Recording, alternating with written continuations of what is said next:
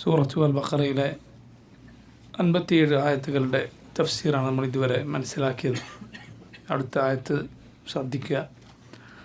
അല്ലാഹു റബ്ബുൽ ആലമീൻ പറയുന്നു, വഇദ് ഖുൽനാ ദുഖൂലു ഹാദിഹിൽ ഖറിയ ഫകുലൂ മിൻഹാ ഹൈസു ശിഅ്തും റഗദാ വദ്ഖുലുൽ ബാബ സുജ്ജദാ വഖൂലു ഹിത്തത്തുൻ നഗ്ഫിർ ലക്കും ഖതായാക്കും വസനസീദുൽ മുഹ്സിനീൻ. വഇദ് ഖുൽനാ, നാം പറഞ്ഞ സന്ദർഭം, ഉദ്ഖുലു ഹാദിഹിൽ ഖറിയ, നിങ്ങൾ ഈ നാട്ടിലേക്ക് പ്രവേശിക്കുക. ഇത് റബ്ബ് സുബ്ഹാനഹു വ തആല ഇസ്രായേലരോട് പറഞ്ഞ വാക്കുകളിലൊന്നാണ്.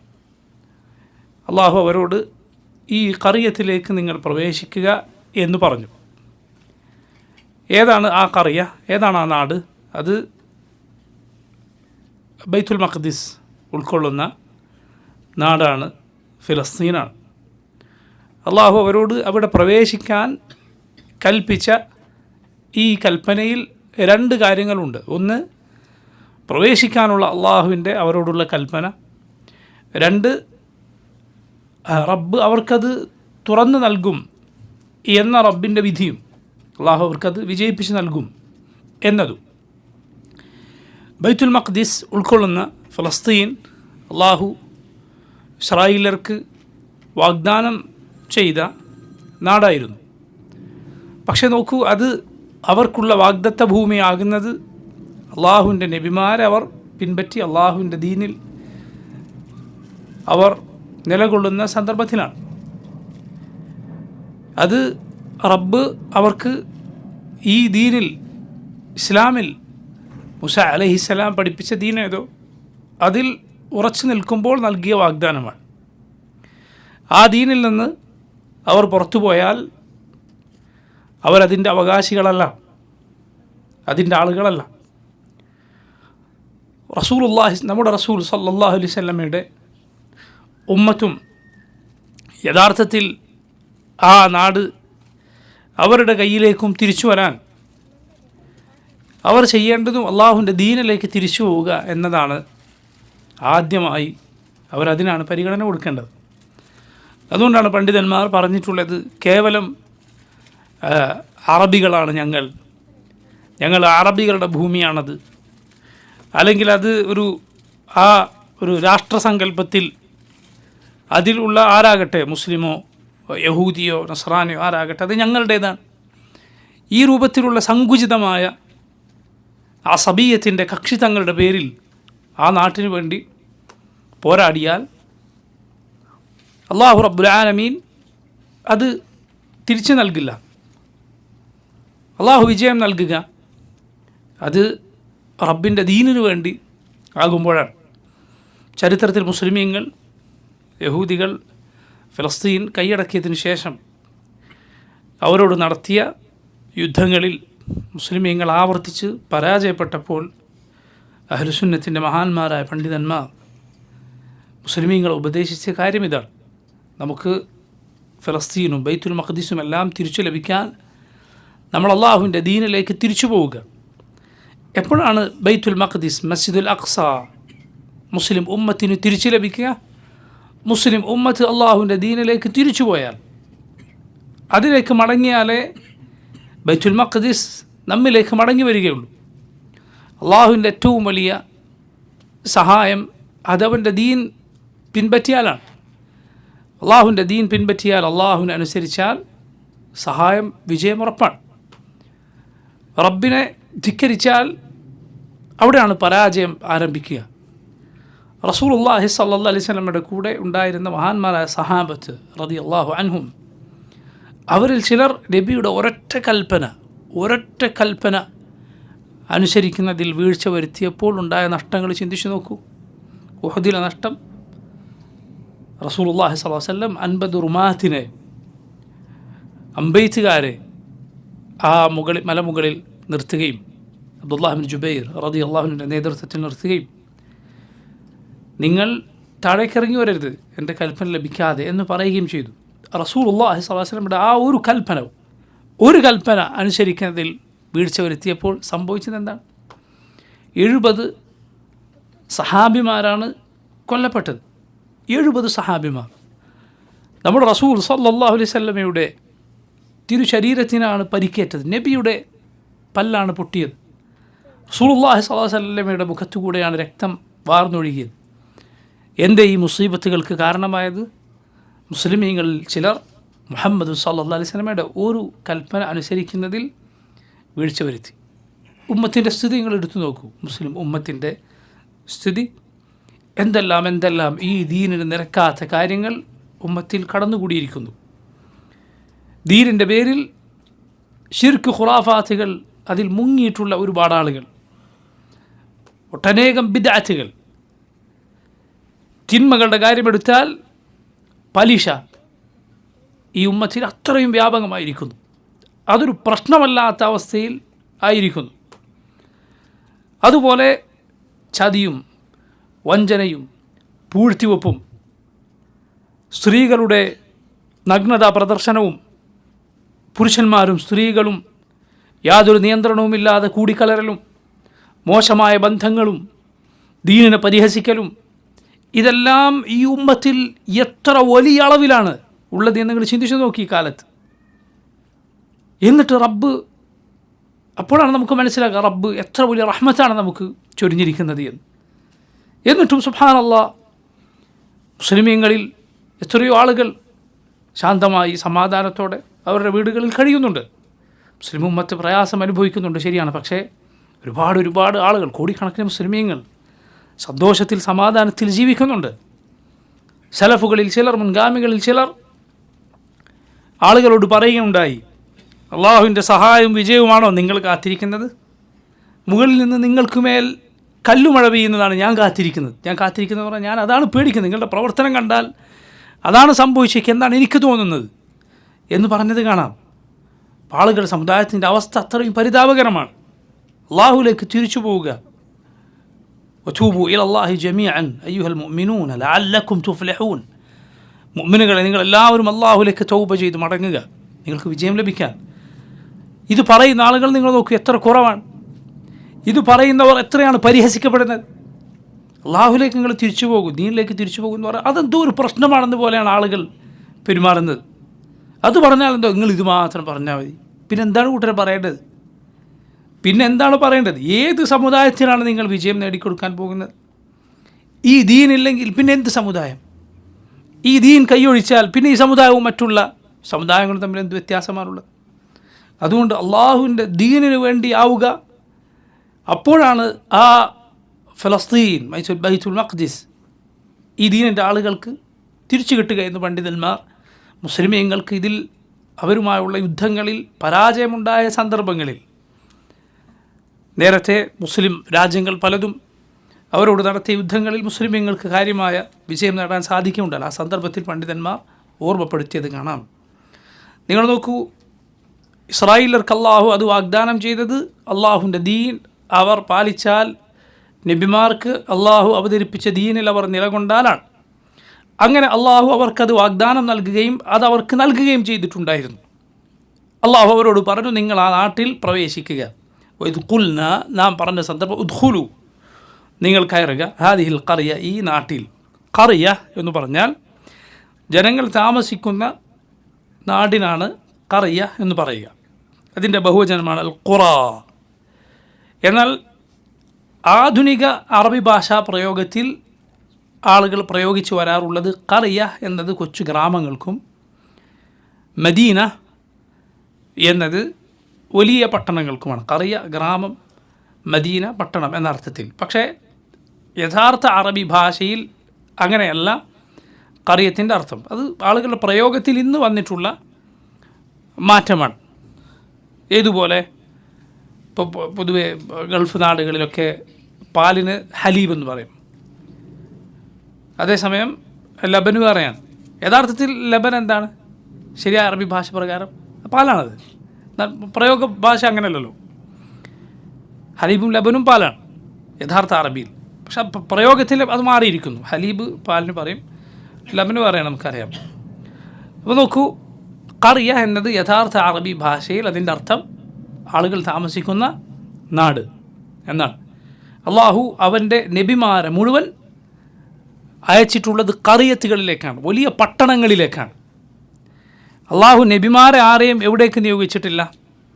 ആളുകളൊന്നും എത്തിപ്പെടാത്ത അല്ലെങ്കിൽ ജനങ്ങൾ കുറച്ചു മാത്രം താമസിക്കുന്ന ഉൾഗ്രാമങ്ങളിൽ അള്ളാഹു അവൻ്റെ ഒരു നബിയെയും നിയോഗിച്ചിട്ടില്ല. നബിമാരെല്ലാം അള്ളാഹു നിയോഗിച്ചത് എവിടെയാണ്?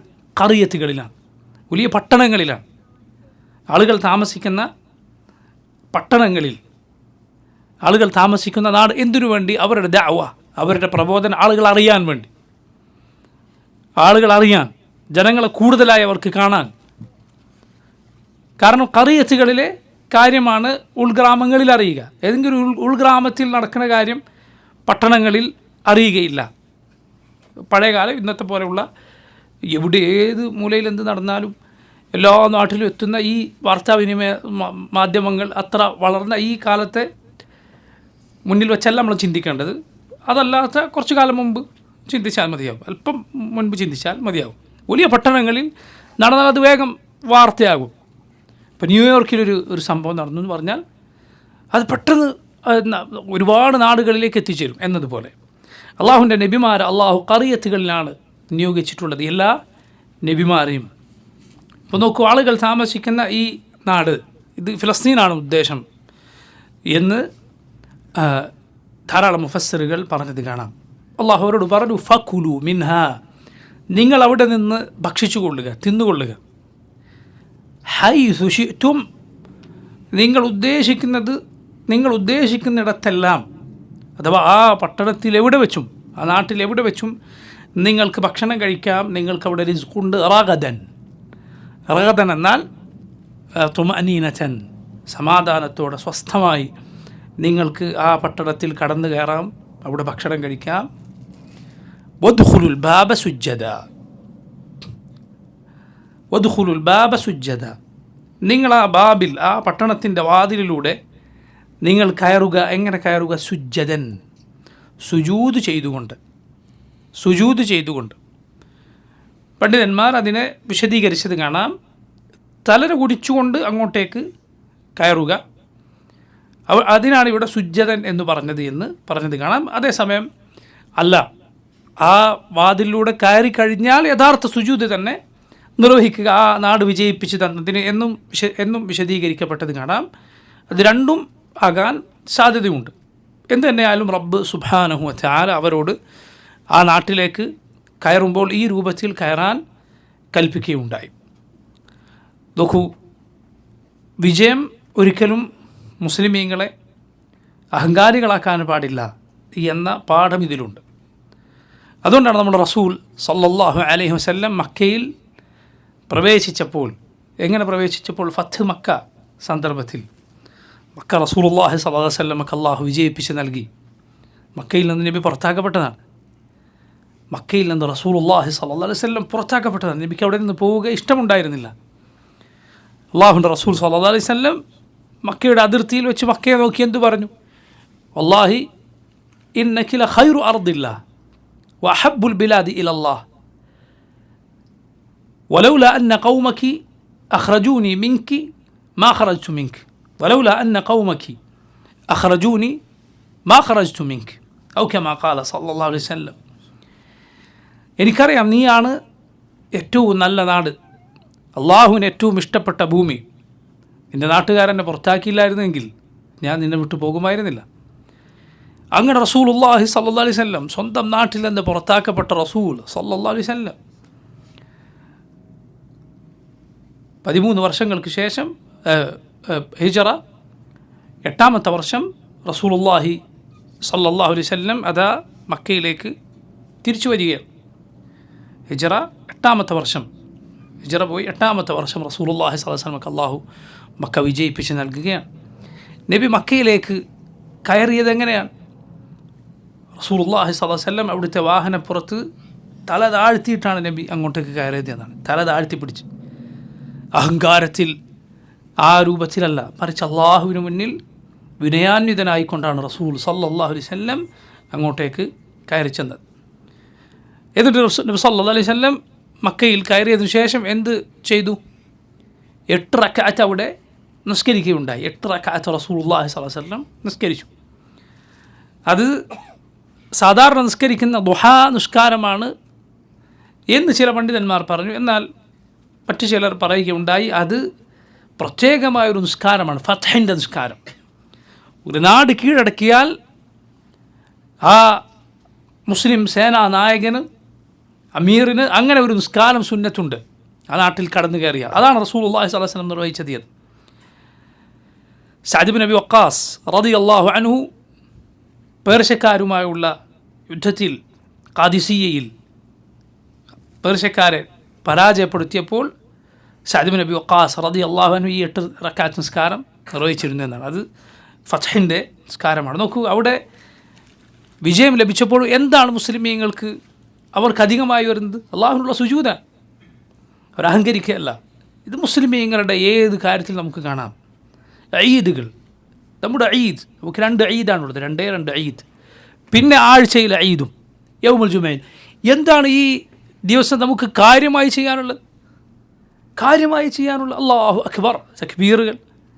പിന്നെയോ നിസ്കാരമാണ്, പ്രത്യേകമായ നിസ്കാരമാണ്. അപ്പോൾ മുസ്ലിമീങ്ങൾ അവരുടെ സന്തോഷത്തിലും അവരുടെ വിജയത്തിലുമെല്ലാം അള്ളാഹുവിന് മുന്നിൽ വിനയമുള്ളവരായിരിക്കും. ഒരിക്കലും കിബർ എന്നത് നമുക്ക് പാടില്ല. അഹങ്കാരം നമ്മെ നശിപ്പിച്ച് കളയും. അഹങ്കാരം എന്നത് നമ്മെ നശിപ്പിച്ച് കളയും. അള്ളാഹുവിൻ്റെ മുന്നിൽ വിനയമുള്ളവരാണ്, പ്രത്യേകിച്ച് വിജയമുണ്ടായാൽ, പ്രത്യേകിച്ച് നമ്മൾ മുന്നിലെത്തിയാൽ. അപ്പോൾ അഹങ്കരിക്കുകയല്ല, മറിച്ച് അള്ളാഹുവിനെ ഓർക്കുകയും അവൻ്റെ മുന്നിൽ താഴ്മയുള്ളവരാവുകയുമാണ് ചെയ്യേണ്ടത്. സഹാബത്ത് റളിയല്ലാഹു അൻഹും അവരവരുടെ യാത്രകളിൽ അവർ പറഞ്ഞിട്ടുണ്ട്, ഞങ്ങൾ മുകളിലേക്ക് കയറിയാൽ, യാത്രയിൽ മുകളിലേക്ക് എത്തിയാൽ, കയറ്റം കയറിയാൽ എന്ത് പറയും? കബ്ബർന, ഞങ്ങൾ തക്ബീർ പറയും, അല്ലാഹു അക്ബർ എന്ന് പറയും. താഴേക്ക് ഇറങ്ങുമ്പോൾ എന്ത് പറയും? സുബ്ഹാനല്ലാഹ് എന്ന് പറയും. പണ്ഡിതന്മാർ പറയുകയുണ്ടായി, നീ എത്ര മുകളിലേക്ക് പോയാലും നീ ഓർക്കുകയാണ് അല്ലാഹു അക്ബർ, അള്ളാഹുവാണ് ഏറ്റവും വലിയവൻ, അവനാണ് ഏറ്റവും വലിയവൻ എന്ന്. നീ എത്ര താഴേക്ക് പോയാലും, ഏത് പ്രയാസത്തിൽ നീ അകപ്പെട്ടാലും അവിടെ നിന്ന് നിന്നെ ഉയർത്തേണ്ടത് റബ്ബാണ്. ആ സമയത്ത് തസ്ബീഹ് ചെയ്യുക. ഇബ്നു ഹജർ റഹിമഹുല്ലാഹ് അദ്ദേഹത്തെ പോലെയുള്ളവർ വിശദീകരിച്ചു. ഇതുകൊണ്ടാണ് അത്രേ യൂനുസ് അലൈഹിസ്സലാം ആഴത്തിൽ അകപ്പെട്ടപ്പോൾ, സമുദ്രത്തിനടിയിൽ മത്സ്യത്തിൻ്റെ വയറ്റിൽ അകപ്പെട്ടപ്പോൾ പറഞ്ഞെന്താണ്? ലാ ഇലാഹ ഇല്ലാ അൻത സുബ്ഹാനക ഇന്നി കുൻതു മിനൽ ളാലിമീൻ. ലാ ഇലാഹ ഇല്ലാ അൻത സുബ്ഹാനക ഇന്നി കുൻതു മിനൽ ളാലിമീൻ. തസ്ബീഹ് അത് ഏത് കുഴിയിൽ നീ അകപ്പെട്ടാലും, ഏത് കെണിയിലകപ്പെട്ടാലും അള്ളാഹു സംരക്ഷിക്കാനുള്ള വഴികളിലൊന്നാണ്. വലൗല അന്നഹു കാന മിനൽ മുസബ്ബിഹീൻ ലലബിസ ഫീ ബത്നിഹി ഇലാ യൗമി യുബ്അസൂൻ. അള്ളാഹു യൂനുസ് അലൈഹിസ്സലാമിനെ കുറിച്ച് പറഞ്ഞു, അദ്ദേഹം തസ്ബീഹ് ചെയ്യുന്നവരിൽ അല്ലായിരുന്നുവെങ്കിൽ ആ മത്സ്യത്തിൻ്റെ വയറ്റിൽ അന്ത്യനാൾ വരെ അകപ്പെട്ടനെ എന്ന്. അപ്പോൾ നോക്കൂ, പറഞ്ഞു വന്നത് അള്ളാഹുവിനെ മറക്കുകയോ അഹങ്കരിക്കുകയോ ആളുകളുടെ മുകളിൽ മേൽക്കോയ്മ കാണിക്കുകയോ ചെയ്യാൻ ഒരു മുസ്ലിമിനെ വിജയങ്ങൾ പ്രേരിപ്പിക്കരുത്. മൂസ അലൈഹിസ്സലാം ഫറഔനിൻ്റെയും കൂട്ടരുടെയും ആ പീഡനങ്ങളെക്കുറിച്ച് പരാതി പറഞ്ഞ ജനങ്ങളോട് മൂസാ നബി പറഞ്ഞത് കാണാം, അള്ളാഹു റബ്ബുൽ ആലമീൻ നിങ്ങളെ അവർക്കുമേൽ വിജയികളാക്കിയേക്കും. എന്നിട്ട് എന്തു ചെയ്യും? നിങ്ങളെങ്ങനെ പ്രവർത്തിക്കുന്നു എന്ന് അള്ളാഹു നോക്കും. അപ്പോൾ വിജയത്തിൽ എന്തു ചെയ്യുന്നു എന്നത് അള്ളാഹു നോക്കുന്ന കാര്യമാണ്. മാത്രമല്ല, അവിടെ നമ്മൾ ചിന്തിക്കേണ്ട മറ്റൊരു കാര്യം, നമുക്ക് നാടുകൾ നമുക്ക് കീഴിൽ വരികയും നമ്മൾ അധികാരികളാവുകയും ഒക്കെ ചെയ്ത് നമ്മൾ അഹങ്കാരം പിടികൂടി അവസാനം നമ്മൾ നശിച്ചു പോകുന്നതിനേക്കാൾ പരലോകത്ത് പലപ്പോഴും നമുക്ക് പ്രയോജനം എന്തായിരിക്കും? നമ്മുടെ കയ്യിൽ അധികാരമില്ലാതെ നമുക്ക് മുകളിൽ മറ്റുള്ള ആളുകൾ അധികാരികളായി വന്ന്, അതായിരിക്കും പരലോകത്ത് നമുക്ക് അതിനേക്കാൾ ഒരു പക്ഷേ പ്രയോജനപ്പെടുക. മനസ്സിലായില്ലേ? അഹങ്കാരം നമ്മെ നശിപ്പിച്ച് കളഞ്ഞേക്കാൾ നല്ലത് അതാണ്. എത്ര ആളുകൾ അങ്ങനെ നശിച്ചു പോയിട്ടുണ്ട്. അവർ പ്രയാസങ്ങളിലായിരിക്കെ അള്ളാഹുവിനെ സൂക്ഷിക്കുന്ന വിനയമുള്ള ആളുകളായിരുന്നു. പക്ഷെ അധികാരവും മേൽക്കോയുമൊക്കെ കിട്ടിയപ്പോൾ റബ്ബിനെ മറന്നുപോയ എത്ര ആളുകളുണ്ട്. അതുകൊണ്ട് നോക്കൂ, ഈ ലോകത്ത് അധികാരം നേടിയെടുക്കുക എന്നത് നമ്മുടെ ഏറ്റവും പ്രധാനപ്പെട്ട ലക്ഷ്യമല്ല. അധികാരം ശരിയാണത് നമുക്ക് ദീൻ പാലിച്ച് ജീവിക്കാനൊക്കെ നമുക്ക് സഹായം നൽകും. നബി സല്ലല്ലാഹു അലൈഹി വസല്ലം അല്ലാഹു ദുആ ചെയ്യാൻ പറഞ്ഞു, ഖുർ റബ്ബി അദ്ഖിൽനി മുദ്ഖല സിദ്ഖിൻ വഅഖ്രിജ്നി മുഖ്റജ സിദ്ഖിൻ വജഅൽനി മിൻ ലദുൻക സുൽത്താനൻ നസീറ, അള്ളാഹുവേ നീ എനിക്ക് ഒരു അധികാരത്തിൻ്റെ സഹായം നൽകണമേ എന്ന് ദുആ ചെയ്യാൻ നബി സല്ലല്ലാഹു അലൈഹി വസല്ലം അള്ളാഹു പറഞ്ഞിട്ടുണ്ട്. അത് സഹായകരമാണ് ദീൻ അത് പ്രചരിക്കുക. അതുകൊണ്ടാണ് റസൂലുള്ളാഹി സ്വല്ലല്ലാഹു അലൈഹി വസല്ലം രാജാക്കന്മാർക്ക് ഈ ദീനിലേക്ക് അവരെ ക്ഷണിച്ചുകൊണ്ട് കത്തെഴുതിയത്. അവർ ഈ ദീനിലേക്ക് വന്നാൽ അവരുടെ പിന്നാലെ ഒരുപാട് ആളുകൾ വരും. അത് ദീനെ സഹായിക്കുന്ന കാര്യം. പക്ഷെ അത് ഏറ്റവും വലിയ ലക്ഷ്യമാക്കിയെടുക്കുക അള്ളാഹു നബിമാരെ അയച്ചതിന് അധികാരം പിടിച്ചടക്കാനും പിന്നെ അധികാരികളെ മറ്റുള്ള ഭരണാധികാരികളെ താഴെ ഇറക്കാനും എന്ന് പറയുന്നത് തലതിരിഞ്ഞ വാദമാണ്. അങ്ങനെയുള്ള ആളുകൾക്ക് എപ്പോഴും അവനവൻ്റെ തെറ്റുകളെക്കുറിച്ച് ചിന്തിക്കാൻ തോന്നാതെ ഭരണാധികാരികളുടെ തെറ്റുകളെക്കുറിച്ച് ചിന്തിക്കാൻ തോന്നും. അവിടെ തുടങ്ങാൻ തോന്നും. ഇസ്ലാമിലെ ദഅവ ഒരിക്കലും അധികാര കേന്ദ്രങ്ങളിലല്ല, മറിച്ച് വ്യക്തികളിലാണ് തുടങ്ങുക. വ്യക്തികൾ ഓരോരുത്തർ നന്നായി സമൂഹം നന്നായി. അതാണ് ഇസ്ലാമിൻ്റെ ദഅവത്തിൻ്റെ തർത്തീബ്. എന്നാൽ പിഴച്ച കക്ഷികളുടെ ദഅവത്തിൻ്റെ തർത്തീബ് എവിടെയായിരിക്കും? അത് കൊട്ടാരങ്ങളിലായിരിക്കും. അവരാണ് കൊട്ടാരത്തിൻ്റെ ആളുകൾ. എന്നിട്ട് ബാക്കിയുള്ളവരെന്ത് വിളിക്കും? ഇവർ കൊട്ടാര പണ്ഡിതന്മാരാണ്, സുൽത്താൻ്റെ വലമാക്കലാണെന്ന് വിളിക്കും. അല്ല, ഇവരാണ് യഥാർത്ഥത്തിൽ അതിൻ്റെ ആളുകൾ. നിങ്ങൾ നോക്കൂ, അഹ്ലുസുന്നത്തിൻ്റെ പണ്ഡിതന്മാർ അവരുടെ മനോഹരമായ പ്രത്യേകതകളിലൊന്നാണ് അവർ ജനങ്ങളുടെ മുന്നിൽ പലപ്പോഴും ജനങ്ങൾക്ക് തോന്നും ഇവർ ഭരണാധികാരികളുടെ ആളുകളാണ് എന്ന്. കാരണം അവർ ജനങ്ങളോട് ഉപദേശിക്കും. അവരുടെ ബാധ്യത എന്താണ്? മുസ്ലിമീങ്ങളായ ഭരണാധികാരികൾ അനുസരിക്കുകയും സമാധാനത്തോടെ അച്ചടക്കത്തോടെ കഴിയുകയും ചെയ്യും. കാരണം അവരുടെ ബാധ്യത അതാണ്. പക്ഷെ അഹ്ലുസുന്നത്തിൻ്റെ പണ്ഡിതന്മാർ ഭരണാധികാരികളുടെ അരികിലെത്തിയാൽ അവരുടെ കൈ പിടിച്ച് രഹസ്യമായി അവരെ നന്മയിലേക്ക് ക്ഷണിക്കുന്നവരും ജനങ്ങളുടെ കാര്യം അവരെ ഓർമ്മപ്പെടുത്തുന്നവരുമാണ്. ജനങ്ങളുടെ കാര്യങ്ങൾ ശ്രദ്ധിക്കണം എന്നവരെ ഓർമ്മപ്പെടുത്തുക, അവരുടെ കൈ പിടിക്കുന്ന, അവരെ ഉപദേശിക്കുന്ന ആളുകളാണ് രഹസ്യമായി. അത് പരസ്യമായി പാടുകയില്ല. എന്നാൽ നോക്കൂ, പിഴച്ച കക്ഷികൾ അഹ്ലുസുന്നത്തിൻ്റെ പണ്ഡിതന്മാർ ആക്ഷേപിക്കുന്നവർ ജനങ്ങളുടെ മുന്നിൽ അവർ വലിയ വിപ്ലവം പ്രസംഗിക്കുന്നവരായിരിക്കും. പക്ഷേ ഭരണാധികാരികളുടെ മുന്നിൽ അവർക്കെങ്ങാനും വാതിൽ തുറന്നു കിട്ടിയാൽ അവർ സ്വന്തം ആവശ്യങ്ങൾക്ക് നടക്കുന്നവരും അവരെ പാടിപ്പ് കൊടുത്തുന്നവരുമായിരിക്കും. യാതൊരു സംശയമില്ല അതിൽ. അവരുടെ ചരിത്രം അതാണ്. കള്ളന്മാരാണ്, കാപട്ടിക്കാരാണ്. എന്നാൽ അഹ്ലുസുന്നത്ത് അങ്ങനെയല്ല. അഹ്ലുസുന്നത്ത് സത്യസന്ധരാണ്. ഭരണാധികാരികളെ അവരുടെ ഹക്ക് ഓർമ്മപ്പെടുത്തും, ജനങ്ങളെക്കുറിച്ച് പറഞ്ഞു കൊടുക്കും, ജനങ്ങളുടെ കാര്യത്തിൽ അള്ളാഹുവിനെ സൂക്ഷിക്കണം എന്നവരുടെ കൈപിടിച്ച് അവരത് സ്വീകരിക്കാൻ പാകത്തിൽ പറഞ്ഞു കൊടുക്കും. അഹ്ലുസുന്നത്തിൻ്റെ പണ്ഡിതന്മാരുടെ ചരിത്രം അതാണ്. ഷെയ്ഖുൽ ഇസ്ലാം ഇബ്നു തൈമിയ്യ റഹിമഹുല്ലാ ഭരണാധികാരിയുടെ മുന്നിൽ അദ്ദേഹം സംസാരിക്കുന്നത് കണ്ടപ്പോൾ പണ്ഡിതന്മാർ പറഞ്ഞത് കാണാം. ആ സദസ്സിലിരുന്നവർ ഞങ്ങൾ വിചാരിച്ചു ഇപ്പോൾ ആ ഭരണാധികാരി വാളെടുത്ത് ഷെയ്ഖുൽ ഇസ്ലാമിനെ വെട്ടുമെന്ന്. ചില ആളുകൾ അവരുടെ കുപ്പായ ഇങ്ങനെ കയറ്റിപ്പിടിച്ചു എന്നാണ്, ചോര തെറിക്കാതിരിക്കാൻ ഇപ്പം തലക്ക് വെട്ടുമെന്ന് പഠിച്ചിട്ട് ഷെയ്ഖുൽ ഇസ്ലാം അങ്ങനെ സംസാരിച്ചുകൊണ്ടിരിക്കുകയാണ്. ഇതാണ് അഹ്ലുസുന്നത്തിൻ്റെ പണ്ഡിതന്മാർ. അതല്ലാതെ ഈ കാപട്ടിക്കാരെ പോലെ ജനങ്ങളുടെ മുന്നിൽ ഭരണാധികാരികളെ അവർക്കെതിരെ വിപ്ലവം പ്രസംഗിക്കുക. എന്നാൽ ഈ കൗമ് അവരുടെ ആവശ്യങ്ങൾക്ക് എത്ര വേണമെങ്കിലും ഭരണാധികാരികളെ സോപ്പിടും, അവരുടെ നിന്ന് ആനുകൂല്യങ്ങൾ പറ്റും, എന്നിട്ട് തരം കിട്ടിയാൽ അവർക്കെതിരിൽ പ്രവർത്തിക്കുകയും ചെയ്യും. കൗമിൻ്റെ സ്വഭാവമാണ്. സല്ലല്ലാഹു അലൈഹി വസല്ലം ഇത്തരക്കാരെ തിരിച്ചറിയാൻ മുസ്ലിം ഉമ്മത്തിന് സാധിക്കണം. അള്ളാഹു അതിന് നമ്മുടെ സഹോദരങ്ങൾക്ക് സൽബുദ്ധി നൽകുമാറാകട്ടെ. നിങ്ങൾ നോക്കൂ, അള്ളാഹു റബ്ബുൽ ആലമീൻ ഇസ്രായേലിനോട് കൽപ്പിച്ചു, വദ്ഖുലുൽ ബാബ സുജ്ജദ, നിങ്ങൾ സുജൂദ് ചെയ്തുകൊണ്ട് അവിടെ പ്രവേശിക്കുക, തല കുനിച്ച് അവിടെ പ്രവേശിക്കുക. അതല്ല എങ്കിൽ ആ പ്രവേശിച്ചതിന് ശേഷം സുജൂദ് തന്നെ ചെയ്യുക എന്നും പണ്ഡിതന്മാർ അതിന് വിശദീകരണം പറഞ്ഞിട്ടുണ്ട്. രണ്ടും പരസ്പരം എതിരായ കാര്യങ്ങളല്ല, രണ്ടും പരസ്പരം ഒരുമിച്ച് സംഭവിക്കാവുന്ന കാര്യങ്ങളാണ്. തഫ്സീറുകൾ നമ്മൾ മനസ്സിലാക്കേണ്ട ഒരു അടിസ്ഥാന പാഠം ഇതാണ്. മുൻഗാമികളുടെ തഫ്സീറുകൾ പലതും എന്നാൽ അതിൽ ബഹുഭൂരിഭാഗവും പരസ്പരം എതിരല്ല. ഷെയ്ഖുൽ ഇസ്ലാം അദ്ദേഹത്തിൻ്റെ ഖായിദ തഫ്സീറിനെ കുറിച്ചുള്ള അടിസ്ഥാന നിയമങ്ങൾ വിവരിക്കുന്ന ഷെയ്ഖുൽ ഇസ്ലാമിൻ്റെ എഴുത്തിൽ അദ്ദേഹം അത് വ്യക്തമാക്കിയത് കാണാം. മുൻഗാമികളുടെ തഫ്സീർ നമ്മൾ നോക്കിയാൽ അത് പരസ്പരം എതിരല്ല. ഒന്ന് ചിന്തിച്ച് ആ രണ്ട് ആശയവും ഒരായത്തിൻ്റെ ഉള്ളിൽ വരാൻ യാതൊരു തടസ്സവുമില്ല. അത് തഫ്സീർ നമ്മൾ പൊതുവേ മനസ്സിലാക്കേണ്ട ഒരു കാര്യമാണ്. അങ്ങനെ ചിന്തിച്ചാൽ ഖുർആൻ അതിൻ്റെ തഫ്സീർ നന്നായി പഠിക്കാനും മനസ്സിലാക്കാനും നമുക്ക് സാധിക്കുകയും ചെയ്യും. അള്ളാഹു അതുപോലെ അവരോട് പറഞ്ഞു, വഖൂലു ഹിത്ത, നിങ്ങൾ ഹിത്ത എന്ന് പറയുക, അവിടെ പ്രവേശിക്കുമ്പോൾ ഹിത്ത എന്ന് പറയുക. നഗ്ഫിർ ലക്കും, നാം നിങ്ങൾക്ക് പുറത്തു തരാം, ഖതായാക്കും, നിങ്ങളുടെ തെറ്റുകൾ എങ്കിൽ നാം നിങ്ങൾക്ക് പുറത്തു തരാം.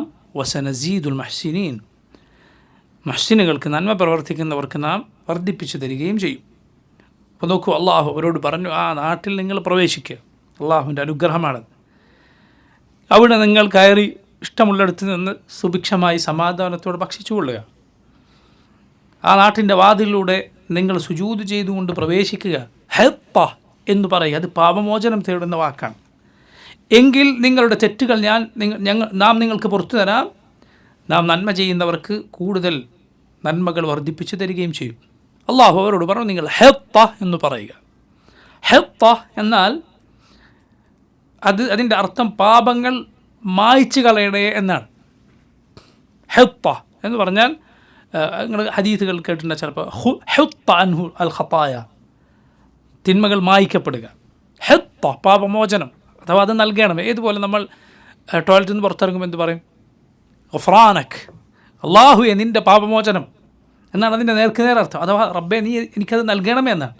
ഗുഫ്രാനക്, റബ്ബേ നിൻ്റെ മഗ്ഫിറത്ത് എനിക്ക് നൽകണമേ എന്ന് പ്രാഥമിക ആവശ്യങ്ങൾ, മലമൂത്ര വിസർജനം നിർവഹിച്ച് പുറത്തേക്ക് ഇറങ്ങിയാൽ പറയുക ശ്രേഷ്ഠമായ സുന്നത്താണ്. നമ്മുടെ റസൂൽ സല്ലല്ലാഹു അലൈഹി വസല്ലം പഠിപ്പിച്ചതാണ്. എന്തിനാണ് ആ സമയത്ത് അത് പറയുന്നത്? പണ്ഡിതന്മാരിൽ ചിലർ പറയുകയുണ്ടായി, കാരണം അത് അള്ളാഹുവിനെ ദിക്ർ ചെയ്യാൻ പാടില്ലാത്ത സ്ഥലമായിരുന്നു. നാവുകൊണ്ട് അള്ളാഹുവിനെ ദിക്ർ ചെയ്യാൻ പാടില്ലാത്ത സ്ഥലമാണ്. അള്ളാഹുവിനെ ദിക്ർ ചെയ്യാത്ത ഏത് നിമിഷവും അത് നഷ്ടമാണ് എന്നാണ്. ഏത് നിമിഷവും നഷ്ടമാണ്. സുബ്ഹാനല്ലാഹ്, നമ്മൾ എത്ര ഓർക്കേണ്ട ഒരു പാഠമാണ്, എത്ര ഓർക്കേണ്ട ഒരു പാഠമാണ്.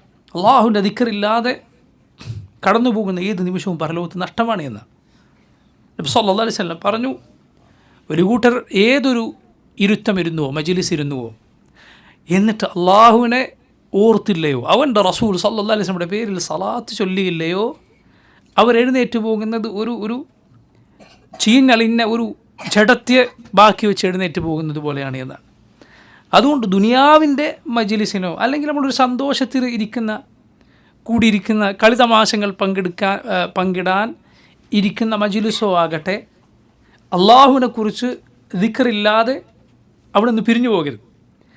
അങ്ങനെ നമ്മൾ സംസാരിച്ചു എന്നിട്ട് അള്ളാഹുവിൻ്റെ ദിക്റോടെ പിരിഞ്ഞു പോകാൻ നമുക്ക് സാധിക്കും. എഴുന്നേറ്റ് പോകുമ്പോൾ എന്ത് പറയുക? കഫാറത്തുൽ മജ്ലിസ് പറയുക. സുബ്ഹാനക അല്ലാഹുമ്മ ബിഹംദിക അഷ്ഹദു അല്ലാ ഇലാഹ ഇല്ലാ അൻത അസ്തഗ്ഫിറുക വഅതൂബു ഇലൈക്. എന്ത് മജ്ലിസ് ആണെങ്കിലും, ദുനിയാവിൻ്റെ മജ്ലിസ് ആണെങ്കിലും, അത് മറ്റെന്തെങ്കിലും കാര്യം പറയാൻ ഇരുന്നാണെങ്കിലും എഴുന്നേറ്റ് പോകുമ്പോൾ എന്ത് പറയുക? ദീനിയാ മജ്ലിസിൻ്റെ മാത്രം പ്രത്യേകതയല്ല.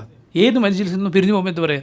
സുബ്ഹാനക അല്ലാഹുമ്മ ബിഹംദിക അഷ്ഹദു അല്ലാ ഇലാഹ ഇല്ലാ അൻത അസ്തഗ്ഫിറുക വഅതൂബു ഇലൈക്. കഫാറത്തുൽ മജ്ലിസ് എന്നറിയപ്പെടുന്ന ദുആണ്. അള്ളാഹുവിൻ്റെ തസ്ബീഹും ഹംദും പറയുന്ന, ഷഹാദത്ത് പറയുന്ന, ഇസ്തിഗ്ഫാർ നടത്തുന്ന ദുആ. മജ്ലിസിലെ അബദ്ധങ്ങൾ നമുക്ക് അത് മുഖേന പൊറുക്കപ്പെടുകയും ചെയ്യും. അതുപോലെ ഈ പ്രയാസത്തിൽ നമ്മൾ പെട്ടുപോവുകയും ചെയ്യുകയില്ല. അള്ളാഹുവിനെ ഓർക്കാത്ത ഒരു മജ്ലിസിൽ നിന്ന് പിരിഞ്ഞു പോകുന്ന അവസ്ഥ വരികയും ചെയ്യില്ല. അതുകൊണ്ട് നോക്കൂ, അതുകൊണ്ടാണ് ഈ ദിക്റില്ലാത്ത നേരം നഷ്ടമാണ് എന്നതുകൊണ്ടാണ് അള്ളാഹുവിൻ്റെ നബിമാർ റബ്ബിനെ ഓർക്കാൻ വിട്ടുപോയ സന്ദർഭങ്ങൾക്ക് വേണ്ടി പാപമോചനം തേടുന്നത്. റബ്ബിനെ സ്മരിക്കാൻ വിട്ടുപോയ സന്ദർഭങ്ങളുടെ പേരിൽ പാപമോചനം തേടുന്നത്. കാരണം റസൂലുള്ളാഹി സ്വല്ലല്ലാഹു അലൈഹി വസല്ലം പറഞ്ഞു, അദ്ദുനിയ മൽഊന മൽഊനതും മാ ഫീഹാ ഇല്ലാ ദിക്റല്ലാഹ് വമാ വലാഹ് ഔ ആലിമൻ ഔ മുതഅല്ലിമ. ഈ ദുനിയാവ് അത് ശപിക്കപ്പെട്ടതാണ്. മൽഊനതും മാ ഫീഹാ, അതിലുള്ളതും ശപിക്കപ്പെട്ടതാണ്. എന്താണ് മൽഊന എന്ന് പറഞ്ഞാൽ അവിടെ അർത്ഥം? ഖൈറിൽ നിന്ന് അത് അകറ്റപ്പെട്ടതാണ്, ഖൈറില്ല എന്നാണ്. മനസ്സിലായില്ലേ? അതല്ലാതെ ദുനിയാവ് മുത്ലഖൻ നിരുപാധികം ശപിക്കപ്പെട്ടതല്ല എന്ന് പണ്ഡിതന്മാർ പറഞ്ഞത് കാണാം. ദുനിയാവ് നിരുപാധികം എന്തല്ല, ഷർറല്ല. മനസ്സിലായില്ലേ? ദുനിയാവ് ഒരു ഉപാധിയുമില്ലാതെ ദുനിയാവ് ഒന്നാകെ ഷർറാണ് എന്നത് ഒരിക്കലും ശരിയല്ല. എന്തുകൊണ്ട്? കാരണം ഈ ദുനിയാവിലാണ് അള്ളാഹുവിൻ്റെ നബിമാർ വന്നത്. അള്ളാഹുവിൻ്റെ റസൂലുകൾ ദുനിയാവിൻ്റെ ഭാഗമായിരുന്നു. അവർ ദുനിയാവിൽ ജീവിച്ചവരാണ്, ഈ ഭൂമിയിൽ ജീവിച്ചവരാണ്. അള്ളാഹുവിൻ്റെ മസ്ജിദുകൾ അത് അള്ളാഹുവിൻ്റെ ദുനിയാവിലാണ്. മക്കയും മദീനയും കഅബയും അതെവിടെയാണ്? ഭൂമിയിലാണ്. അതുകൊണ്ട് ഈ ദുനിയാവ് മുത്തലഖൻ അത് ശപിക്കപ്പെട്ടതല്ല. മറിച്ച് ഈ പറഞ്ഞതുപോലെ അതിൽ നിന്ന് ഖൈർ ഇല്ലാതായിരിക്കുന്നു, അതിലുള്ളതിനും ഖൈറില്ല. എല്ലാ ദിക്റല്ലാഹ്, അള്ളാഹുവിൻ്റെ ദിക്റൊഴികെ വമ വലാ അതുമായി ബന്ധപ്പെട്ടതൊഴികെ, ഔ ആലിമൻ ഔ മുതഅല്ലിമൻ അല്ലെങ്കിൽ ഒരു ആലിം ഒരു പണ്ഡിതൻ, ഔ മുതഅല്ലിമൻ അല്ലെങ്കിൽ ഒരു ഇൽമു പഠിക്കുന്നയാൾ. അതുകൊണ്ടാണ് പറഞ്ഞത് നീ ഒന്നുകിൽ ഒരു പണ്ഡിതനാവുക അല്ലെങ്കിൽ ദീൻ പഠിക്കുന്ന ആളാവുക, ഔ മുസ്തമിഅൻ അല്ലെങ്കിൽ നീ അത് ശ്രദ്ധിച്ച് കേൾക്കുന്ന ആളാവുക. നീ നമ്മളിപ്പോൾ ഇതുപോലത്തെ ഒരു ദർസിന് ആഴ്ചയിൽ വന്നിരിക്കുന്നവരെ നമുക്ക് ഒരു തുല്ലാബ് ഇൽം എന്ന് പണ്ഡിതന്മാരുടെ ഭാഷയിൽ പറയാൻ സാധിക്കില്ല. അങ്ങനെയല്ല ഇത്, അങ്ങനെ ഒരു തദ്രീസിൻ്റെ ആഴത്തിലുള്ള വിജ്ഞാനത്തിൻ്റെ മജ്ലിസല്ല, മറിച്ചൊരു വാഅദിൻ്റെ പരസ്പരം ഓർമ്മപ്പെടുത്തുന്നതിൻ്റെ നമുക്ക് ഈമാൻ വർദ്ധിപ്പിക്കാനുള്ള ഒരു എളിയ പരിശ്രമത്തിൻ്റെ മജ്ലിസ്, ഇതുപോലത്തെ മജ്ലിസുകൾ. അതുകൊണ്ടൊരാൾ ഒരു താലിബ് ഇൽം അങ്ങനെ വന്നിരുന്നുകൊണ്ടാവുകയില്ല. മറിച്ച് താലിബ് ഇൽം എന്നാൽ അത് അവൻ്റെ ജീവിതം ഇൽമു പഠിക്കാൻ മാറ്റിവെച്ചവനാണ്. ശർഈയായ വിജ്ഞാനം പഠിക്കാൻ തൻ്റെ ജീവിതം അല്ലെങ്കിൽ ജീവിതത്തിൻ്റെ പ്രധാനപ്പെട്ട ഭാഗം മാറ്റിവെച്ചവനാണ്. അല്ലാത്തവരെന്ത് പറയാം? ഇതുപോലത്തെ മജ്ലിസ്. ഔ മുസ്തമിഅൻ, നബി സല്ലല്ലാഹു അലൈഹി വസല്ലം പറഞ്ഞ മുസ്തമിഅൻ, നീ ശ്രദ്ധിച്ച് കേൾക്കുന്നൊരുവനാവും. നല്ല കാര്യമാണ്, മനസ്സിലല്ലേ? നിനക്ക് സ്ഥിരമായി അല്ലെങ്കിൽ വലിയ സമയം അതിന് ചിലവഴിക്കാൻ സാധിക്കുന്നില്ല എങ്കിൽ ഒരല്പസമയമെങ്കിലും അതിന് ചിലവഴിക്കുക. മുഴുവൻ കിട്ടാത്തത് അതിൽ എന്നാൽ പിന്നെ തീരെ അത് വേണ്ട എന്ന് വിട്ടേക്കരുത്. കുറച്ചെങ്കിലും ഖൈർ കിട്ടുന്നത് എടുക്കുക. നബി സല്ലല്ലാഹു അലൈഹി വസല്ലമയുടെ വാക്കല്ല മുസ്തമിഅൻ എന്ന് പറഞ്ഞത്, അത് പണ്ഡിതന്മാർ പറഞ്ഞതാണ്. എന്ത്? നീ ഒരു ആലിമാവുക അല്ലെങ്കിൽ ഒരു വിദ്യാർത്ഥിയാവുക അല്ലെങ്കിൽ ഒരു മുസ്തമിഅ ആവുക, ഒരു അത് കേൾക്കുന്ന ആളാവുക, അല്ലെങ്കിൽ നീ ഇൽമിൻ്റെ ആളുകളെ സ്നേഹിക്കുന്നവനാവുക എന്നാണ്. അതൊന്നുമല്ലാത്തവരോട് വെറുപ്പുള്ളവൻ നീ ഒരിക്കലും ആകാൻ പാടില്ല. അപ്പം നോക്കൂ, ഗുഫ്റാനക എന്ന് പറഞ്ഞത് ഇതുകൊണ്ടാണ് എന്ന് പണ്ഡിതന്മാർ പറഞ്ഞു. ഇബ്നുൽ ഖയ്യിം റഹിമഹുല്ലാ അദ്ദേഹം പറഞ്ഞു, ടോയ്ലറ്റിൽ നിന്ന് പുറത്തേക്ക് വരുമ്പോൾ ഗുഫ്റാനക എന്ന് പറയുന്നതിൻ്റെ പിന്നിലെ ഹിക്മത്ത്, ടോയ്ലറ്റിലേക്ക് ഒരാൾ കയറിയാൽ അയാൾ തൻ്റെ ജിസ്മിൻ്റെ ഭാരം അത് ഒഴിവാക്കി, ജിസ്മിൻ്റെ ഭാരം, ശരീരത്തിലെ ഭാരം ഒഴിവാക്കി, ശരീരത്തിൻ്റെ ഭാരം ഒഴിവാക്കി അവൻ പുറത്തേക്ക് വന്നപ്പോൾ അവൻ ഇസ്മിൻ്റെ ഭാരം ഓർക്കുകയാണ്. ഇസ്മിൻ്റെ ഭാരം, തിന്മകളുടെ ഭാരം, വലിയ ഭാരമാണ്. അത് ചുമന്നിട്ടാണ് പരലോകത്ത് പാപികൾ വരിക എന്നാണ്. നഊദു ബില്ലാഹ്, സല്ലല്ലാഹു അലൈഹി വസല്ലം. അതെത്ര മോശമായ ഭാരമാണ്, തിന്മയുടെ ചുമട് പരലോകത്ത് ചുമന്നിട്ട് വരികയാണ്. ഒരാളും അത് ഏറ്റെടുക്കുകയില്ല. മറ്റൊരു ആളും ആ ചുമട് പരലോകത്ത് ഏറ്റെടുക്കുകയില്ല. ഒരുവൻ തനിക്കും ആ പാപത്തിൻ്റെ ഭാരത്തിനുമിടയിൽ മശ്രിഖിൻ്റെയും മഗ്രിബിൻ്റെയും അകലമുണ്ടായിരുന്നെങ്കിൽ എത്ര നന്നായിരുന്നു എന്ന് അവൻ ആഗ്രഹിച്ചു പോകും, അവൻ ഖേദിക്കും. അതുകൊണ്ട് ആ പാപഭാരം ഓർക്കുകയാണ്. ശരീരത്തിലെ ഭാരം അങ്ങ് ഒഴിഞ്ഞുപോയി.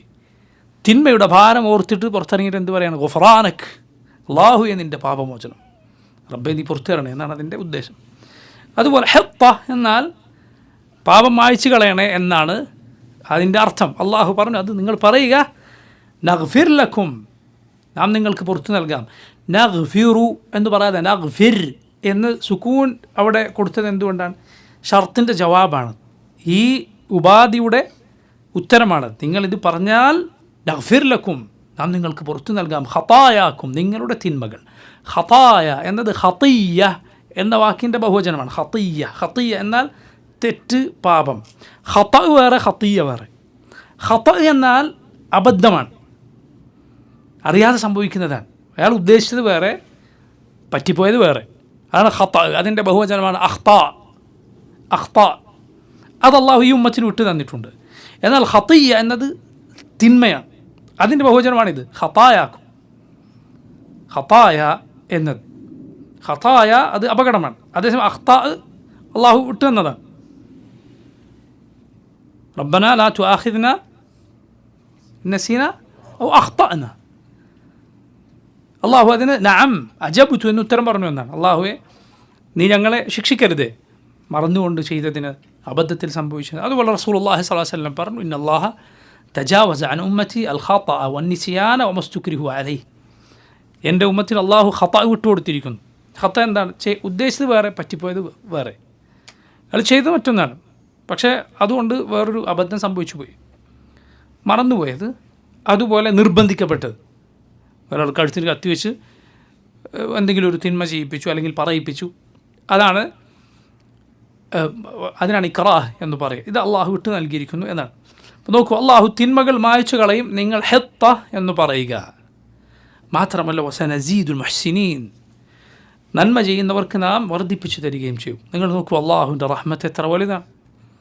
നീ കാലങ്ങൾ ചെയ്ത ഒരു തിന്മ, കാലങ്ങളായി പ്രവർത്തിച്ച ഒരു തിന്മ, റബ്ബ് സുബ്ഹാനഹു വതആല നിൻ്റെ മനസ്സിൽ തട്ടിയ ഒരൊറ്റ വാക്ക് അസ്തഗ്ഫിറുല്ലാഹ് വഅതൂബു ഇലൈഹി എന്ന ഒരു വാചകം കൊണ്ട് അള്ളാഹു അത് മുഴുവൻ പുറത്തു നൽകുകയാണ്. ആലോചിച്ച് നോക്കൂ അള്ളാഹുവിൻ്റെ മഗ്ഫിറത്ത്. ലാ ഇലാഹ ഇല്ലല്ലാഹ്. കാലങ്ങൾ പ്രവർത്തിച്ച തിന്മകൾ മനസ്സറിഞ്ഞുകൊണ്ടുള്ള നിൻ്റെ തൗബ, അതുകൊണ്ട് അതിൻ്റെ ഒരു വാചകം കൊണ്ട് അള്ളാഹു പുറത്തു നൽകുക എന്ന് പറഞ്ഞാൽ ഇത്ര വലുതാണത്. അതുകൊണ്ട് അത് നഷ്ടപ്പെടുത്തി കളയരുത്, ഒരിക്കലും അത് നഷ്ടപ്പെടുത്തി കളയരുത്. ഇസ്തിഗ്ഫാറും തൗബയും അത് നമ്മെ വിജയത്തിലേക്ക് നയിക്കുന്ന കാര്യമാണ്. കാര്യമാണ്. അത് ഒരാൾക്ക് ചെയ്യാൻ കഴിയാതെ പോവുക എന്നത് വലിയ ദൗർഭാഗ്യമാണ്. അവൻ മഹ്റൂമാണ്. അവൻ നന്മയിൽ നിന്ന് തടയപ്പെട്ടവനാണ്. സല്ലല്ലാഹു അലൈഹി ആഫിയ. അള്ളാഹു ഇഹ്സാനിൻ്റെ ആളുകൾക്ക് വർദ്ധിപ്പിച്ച് നൽകും. അതുകൊണ്ട് നീ ഇഹ്സാൻ ചെയ്യുക. റബ്ബ് നീ ഒരു നന്മ ചെയ്താൽ അതിന് പല പ്രതിഫലം നൽകുന്നവനാണ്, ഒരുപാട് പ്രതിഫലം. നീ ഒരു നന്മ ചെയ്തിട്ട് അള്ളാഹു അതിനേക്കാൾ കുറഞ്ഞ പ്രതിഫലം തരും എന്ന് വിചാരിക്കുന്നുണ്ടോ? നീ ഒരു സെക്കൻഡ് സമയം അല്ലെങ്കിൽ ഒരു മിനിറ്റ് സമയം അള്ളാഹുവിന് വേണ്ടി നീ ആ സമയം ചെലവഴിച്ചിട്ട് അള്ളാഹു റബ്ബുൽ ആലമീൻ അതിനേക്കാൾ കുറഞ്ഞത് നിനക്ക് തരും എന്ന് വിചാരിക്കുന്നുണ്ടോ? റബ്ബിന് വേണ്ടി നീ ഒരു കാര്യം നഷ്ടപ്പെടുത്തിയിട്ട് അള്ളാഹു അതിനേക്കാൾ ചെറുത്, വില കുറഞ്ഞത് നിനക്ക് തരും എന്ന് വിചാരിക്കുന്നുണ്ടോ? നീ അള്ളാഹുവിനേക്കാൾ കരീമാകുമോ? ഇല്ല. അവനാണ് അക്രമുൽ അക്രമീൻ, ഏറ്റവും ഔദാര്യവാൻ അവനാണ്. അതുകൊണ്ട് അള്ളാഹുവിന് വേണ്ടി നീ ചെയ്യുന്നതിന് അവൻ ഏറ്റവും നല്ലത് പ്രതിഫലം നൽകും. ഇത് ഇസ്രായേലരോട് അള്ളാഹു പറഞ്ഞ ബാക്കിയുള്ളവർക്കും പാഠമുള്ള കാര്യങ്ങളാണ്. പക്ഷേ ആ കൗം എന്താണ് ചെയ്തത്? നിങ്ങൾ നോക്കുക, അവർ അള്ളാഹുവിൻ്റെ ഈ കൽപ്പനയോട്, അവൻ്റെ നിഅമത്തിനോട് എങ്ങനെയാണ് പ്രതികരിച്ചത്? അള്ളാഹു പറയുന്നു, ഫബദ്ദലല്ലദീന ളലമൂ, ആ അതിക്രമികൾ മാറ്റിമറിക്കുകയുണ്ടായി. ഖൗലൻ, ഒരു വാക്ക്, ഗൈറല്ലദീ ഖീല ലഹും, അവരോട് പറയപ്പെട്ട വാക്കെന്തോ അതല്ലാത്തത് മാറ്റി. ഇവിടെ അള്ളാഹു അത് അവർ മാറ്റി എന്ന് പറയാതെ ആ അക്രമികൾ മാറ്റി എന്ന് പറഞ്ഞിരിക്കുന്നു. അതെന്താണ്? അങ്ങനെയുള്ള പ്രയോഗത്തിൻ്റെ അർത്ഥം ഖുർആനിലെ മനോഹരമായ പ്രയോഗങ്ങളിൽ ഒന്നാണ്. മനസ്സിലായില്ല? അവർ മാറ്റി എന്ന് പറയാതെ അള്ളാഹു അവിടെ എന്ത് പറഞ്ഞു? അവരുടെ വസ്ഫ് പറഞ്ഞു. ആ അക്രമികൾ മാറ്റി. ഏതുപോലെ നിങ്ങൾ നോക്കൂ, യഹൂദികൾ അവർ ജിബ്രീൽ അലൈഹിസ്സലാമിനെ ശത്രുവായിട്ടായിരുന്നു കണ്ടിരുന്നത്. ജിബ്രീലിനോട് അവർക്ക് ശത്രുതയാണ്, മീക്കായിലിനോട് അവർക്ക് സ്നേഹമാണ്. അവരതിന് ന്യായം പറയുന്നത് ജിബ്രീൽ വന്നിട്ട് യുദ്ധം ചെയ്യാനൊക്കെ കൽപ്പിച്ചു കളയും, അത് ഞങ്ങൾക്ക് ഇഷ്ടമല്ല. എന്നാൽ മീക്കായിൽ മഴയും ഇതൊക്കെയാണ് കൊണ്ടുവരുന്നത്. അള്ളാഹു പറഞ്ഞു, മൻ കാന അദുവ്വൻ ലിജിബ്രീല ഫഇന്നഹു നസ്സലഹു അലാ ഖൽബിക ബിഇദ്നില്ലാഹ്. തൊട്ടടുത്ത ആയത്തിൽ അള്ളാഹു പറഞ്ഞു, മൻ കാന അദുവ്വൻ ലില്ലാഹി വമലായികതിഹി വറുസുലിഹി വജിബ്രീല വമീകാല ഫഇന്നല്ലാഹ അദുവ്വുൻ ലിൽകാഫിരീൻ. ആരാണോ ജിബ്രീലിൻ്റെയും മീക്കായിലിൻ്റെയും അള്ളാഹുവിൻ്റെയും ജിബ്രീലിൻ്റെയും മീക്കായിലിൻ്റെയും അള്ളാഹുവിൻ്റെ റസൂലുകളുടെയും അള്ളാഹുവിൻ്റെ ദൂതന്മാർ, മലക്കുകളുടെ ദൂതന്മാരും മനുഷ്യരുടെ ദൂതന്മാരും അതിൽ ഉൾപ്പെടും. ജിബ്രീലിൻ്റെയും മീക്കായിലിൻ്റെയും ശത്രു അള്ളാഹു ആ കാഫറുകളുടെ ശത്രുവാണ്. അവിടെ അള്ളാഹു അവരുടെ ശത്രുവാണെന്ന് പറയാതെ അള്ളാഹു ആ കാഫറുകളുടെ ശത്രുവാണ് എന്ന് പറഞ്ഞു. അവിടെ എന്തു പാഠമുണ്ട്? ഈ വാദം പറഞ്ഞാൽ അവൻ കാഫറാകും എന്ന പാഠം അതിലുണ്ട്. ഏതെങ്കിലും മലക്കിനോട് ഒരുത്തൻ ശത്രുത വെച്ചാൽ അവൻ കാഫറായിപ്പോയി എന്ന പാഠം അതിലുണ്ട്. മാത്രമല്ല, ഏത് കാലത്തെയും കുഫറിൻ്റെ വക്താക്കളുടെ ശത്രുവാണ് അള്ളാഹു എന്ന പാഠവും അതിലുണ്ട്. അതുപോലെ നോക്കൂ, ഈ ആയത്ത് ഫബദ്ദലല്ലദീന ളലമൂ, ആക്രമികൾ മാറ്റം വരുത്തി, ഖൗലൻ ഗൈറല്ലദീ ഖീല ലഹും, അതിലെ പാഠമാണ് അള്ളാഹു പറഞ്ഞ വാക്ക് മാറ്റം വരുത്തുന്നവർ അക്രമികളാണ്. അള്ളാഹു പറഞ്ഞത് മാറ്റിയാൽ അവൻ അക്രമിയാണ്. ഹെത്ത എന്ന് പറയാൻ കൽപ്പിച്ചു. പക്ഷേ ഇസ്രായേലർ അവരുടെ വിചിത്ര സ്വഭാവം കൊണ്ട്, അവരുടെ അങ്ങേയറ്റം ദുഷിച്ച രീതി കൊണ്ട് അതിനെ മാറ്റി അവർ പറഞ്ഞു ഹെന്ത. ഹെത്തയെ പരിഹസിച്ചിട്ട് അവർ വേറൊരർത്ഥം വരുന്ന, ഒരു ധാന്യം എന്ന് അർത്ഥം വരുന്ന ഹെന്ത എന്ന വാക്ക് പറഞ്ഞു. ഹെന്തത്തുൻ ഫി ഷഈറ എന്നൊക്കെ പറഞ്ഞു എന്ന് തഫ്സീറുകൾ കാണാം, ഹദീസുകളിൽ കാണാം. ഹെന്ത എന്തു കൂട്ടി? ഹെത്തയുടെ കൂടെ എന്ത് കൂട്ടി? ഒരു നൂന് കൂട്ടി. അതിനെ പരിഹസിച്ച് പറഞ്ഞതാണ്. ഹെന്ത ഹെത്ത എന്ന് പറഞ്ഞപ്പോൾ ഹെന്ത. പണ്ഡിതന്മാർ പറഞ്ഞത് കാണാം, ജഹ്മികൾ അള്ളാഹുവിൻ്റെ സിഫത്തുകളെ നിഷേധിക്കുന്ന, അള്ളാഹു ഏഴാകാശങ്ങൾക്ക് മുകളിലുള്ളവനാണ് എന്ന് തുടങ്ങി അള്ളാഹുവിൻ്റെ വിശേഷണങ്ങളെ നിഷേധിച്ച് തള്ളിക്കളഞ്ഞ ജഹ്മികളും അവരെ എതിർക്കുന്നു എന്ന് പറഞ്ഞ് അവരുടെ അതേ ആശയം പിൻപറ്റിയ അശാരികളും ഖുർആനിൽ ആവർത്തിച്ച് അള്ളാഹു പറഞ്ഞ ഇസ്തവ അലൽ അർഷ് എന്നത് മാറ്റി അവർ എന്ത് പറഞ്ഞു? ഇസ്തവ എന്ന് പറഞ്ഞാൽ ഇസ്തൗല. അവർ പറഞ്ഞതാണ് ഇസ്തൗല. ഇസ്തവ അലൽ അർഷ് എന്ന് പറഞ്ഞാൽ ഇസ്തൗല അലൽ അർഷ്. ഇസ്തൗല അല അൽ അർഷ്. യഹൂദികൾ ഹിത്ത എന്ന് പറഞ്ഞപ്പോൾ നൂന് കൂട്ടി ഹിന്ത എന്നാക്കിയതുപോലെ ജഹ്മികൾ ഇസ്തവ എന്നതിൽ എന്ത് കൂട്ടി? ഒരു ലാമ് കൂട്ടി. ലാമ് കൂട്ടിയപ്പോൾ ഇസ്തവ എന്താവുക? ഇസ്തൗല. യഹൂദികൾക്ക് നൂനാണെങ്കിൽ ജഹ്മികൾക്ക് എന്താണ്? ലാമാണ്. ഇബ്നുൽ ഖയ്യിം റഹിമഹുള്ള മനോഹരമായി അത് നൂനിയയിൽ പറഞ്ഞത് കാണാം. യഹൂദികൾക്ക് നൂനും ഇവർക്ക് ലാമും. ജഹ്മികൾ എന്ന ജഹ്മ് ഇബ്നു സഫ്വാൻ്റെ അനുയായികൾ, അള്ളാഹുവിൻ്റെ സിഫത്തുകൾ അവൻ്റെ വിശേഷണങ്ങളെ നിഷേധിച്ചവർ, അവരുടെ അതേ വഴി പിൻപറ്റിയ അശ്അരിയാക്കൾ, അവർക്കുണ്ട് ഇതിങ്ങനെ തന്നെ. പേര് അശ്അരി എന്നാണ്, പക്ഷേ സംഗതി ജഹ്മിയെ പുതിയ കുപ്പിയിൽ അവതരിപ്പിച്ചതാണ്. അതുകൊണ്ടാണ് നിങ്ങൾ നോക്കൂ, അശ്അരികൾ അവരുടെ നേതാവായി പറയുന്ന റാസിയെ പോലുള്ള ആളുകൾ ഈ ജഹ്മിയത്താണ് അവരുടെ കിതാബുകളിൽ കുത്തി നിറച്ചിട്ടുള്ളത്. അദ്ദേഹം യഥാർത്ഥത്തിൽ അശ്അരി അല്ല, ജഹ്മിയാണ്. മനസ്സിലായില്ലേ? ജഹ്മിയാണ്, ഒരു സംശയവുമില്ല അക്കാര്യത്തിൽ. ജഹ്മികളുടെ വാദഗതികളാണ് ഒരുപാടെടുത്ത് പ്രചരിപ്പിച്ചിട്ടുള്ളത്. ഇസ്തവ എന്നതിന് ഖൗം അർത്ഥം പറയും ഇസ്തൗല, അള്ളാഹു അവൻ്റെ അർശിന് മുകളിൽ ആരോഹണം ചെയ്തിരിക്കുന്നു എന്ന് പറഞ്ഞാൽ അല്ല, മറിച്ച് ആരോഹണം ചെയ്തു എന്ന് പറഞ്ഞാൽ അള്ളാഹു മുകളിലാണ് എന്നത് അംഗീകരിക്കേണ്ടി വരും. ഇസ്തൗല എന്നായാൽ അതിൻ്റെ അധികാരം നേടിയിരിക്കുന്നു. എന്തിൻ്റെ? അർശിൻ്റെ അധികാരം അള്ളാഹു നേടിയിരിക്കുന്നു. എന്തുകൊണ്ടാണ്? മുകളിലാണെന്ന് പറഞ്ഞാൽ അവൻ പടപ്പുകളെ പോലെ ആയിത്തീരും. കൂട്ടർ അധികാരം നേടി എന്ന് പറഞ്ഞാൽ പടപ്പുകളെ പോലെ ആയിത്തീരൂലേ? പടപ്പുകൾ അധികാരം നേടാറില്ലേ? മാത്രമല്ല അള്ളാഹു അതിൻ്റെ അധികാരം നേടുന്നതിന് മുൻപ് ആരായിരുന്നു അതിൻ്റെ അധികാരി? വേറെ ആരെങ്കിലും അതിൻ്റെ അധികാരിയായി ഉണ്ടായിരുന്നോ? ഇത് നോക്കൂ, തഹരീഫാണ്, അള്ളാഹുവിൻ്റെ കെലിമത്ത് മാറ്റം വരുത്തലാണ്. ഇസ്തവ എന്നതിനെ ഇസ്തൗല എന്നാക്കി, ലാമു കൂട്ടി. ഹെത്ത എന്നതിന് ഈ ഖൗമ ഹെന്ത എന്നാക്കിയതുപോലെ അക്രമമാണത്. ഫബദ്ദല അല്ലദീന ളലമു ഖൗലൻ ഗൈറ അല്ലദീ ഖീല ലഹും,